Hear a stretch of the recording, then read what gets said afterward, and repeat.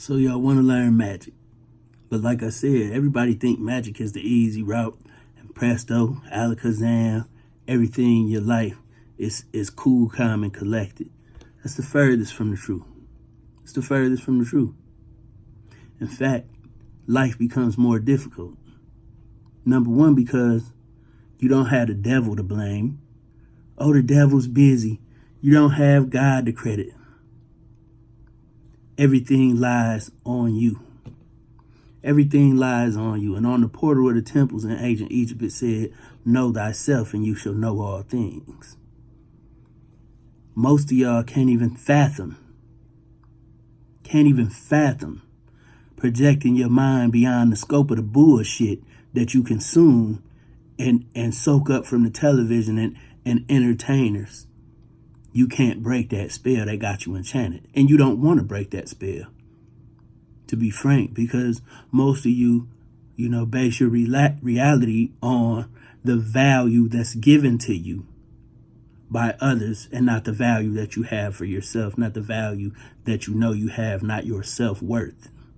You see what I'm saying? So magic isn't for most of you. You just don't want to continue to be powerless, or to feel powerless, to be more exact, because you're not powerless. You've just been tricked into thinking that you have no power, that you're a victim of circumstance. You can be balling out here and really living like that, getting money and everything, and yet you still have a victim mentality. It's all up here. Even magic, it's all up here. You have to understand, when I tell you change your energy, change your life, changing your energy, it starts in your mind, your thoughts, your thinking process. You have to look within inside yourself. And a lot of y'all don't want to do that because, a lot of y'all tough guys, bad bitches, you're really insecure, you're really afraid, and you don't want to have to, admit that. So magic isn't for you. Because when you start fucking around in magic, you start a little motherfucking journey. Little journey of self-discovery. When you get beyond the thoughts of going through initiations and the beads and the African wardrobe and the head wraps and all the cliche shit that's being associated with spirituality. It's an illusion. It doesn't matter in spirituality. That's religious shit. And religion was good, for the time it was meant to be. It was good because it was a way for community, that those people in that community to relate. They would create rituals, rituals that got them their results,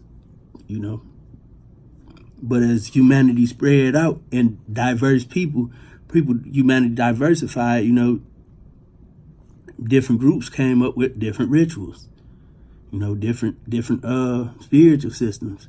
And then when those groups came back in contact with each other, religion didn't unify anymore. It further separated. It caused chaos because everybody liked my way is the right way.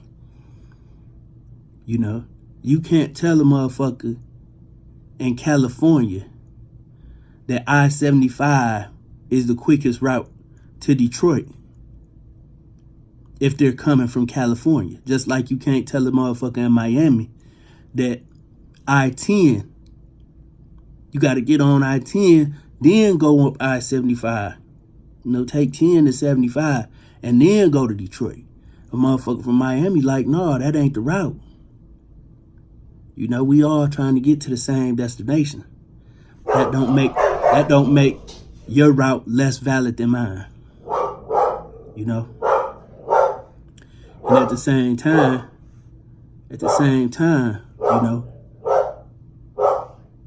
everybody has to be willing to travel their route. You have to be willing to travel your route. You can't travel the same route as me, because that ain't what your soul agreed to when it jumped in that body, when it incarnated into that body. Everybody has their own route to travel. Being part of EFI might help you. Being part of Palo might help you. Being part of Voodoo might help you. Being part of Thelema might help you. Being part of Golden Dawn might help you. Being a Mason might help you. Being a Christian might help you, or a Muslim. It might help you along your path, but don't let that become your path, because that ain't what you incarnated here for. And all these paths, that you had to take, you have to be accountable and responsible. And a lot of people don't want to do that. That's why Christianity is so big. You can fuck up, blame it on the devil, and ask for forgiveness. And then in your mind, you don't have no personal culpability for the fuck shit that you created in your life. You see, magic is it works by what you can conceive, your imagination, and your spiritual power. Everything that we have, we're gods in our own rights, but we take it for granted because we don't look at as an inventor, as a creator. But he created something in his mind. In his mind, he created a microwave, a computer. It started out in his mind. Now pay attention to what I'm saying. It starts out in your mind. Even an architect, the design starts out in the mind. You put that design on paper. So you bring it from the mental plane to the physical plane. Once you got it from the mental plane to the physical plane, you have a blueprint for manifestation, to make your dreams reality, to manipulate energy, to bring you what you desire. That's magic. But again, it's so simple, it probably flew over your head. So I'll leave y'all with that today.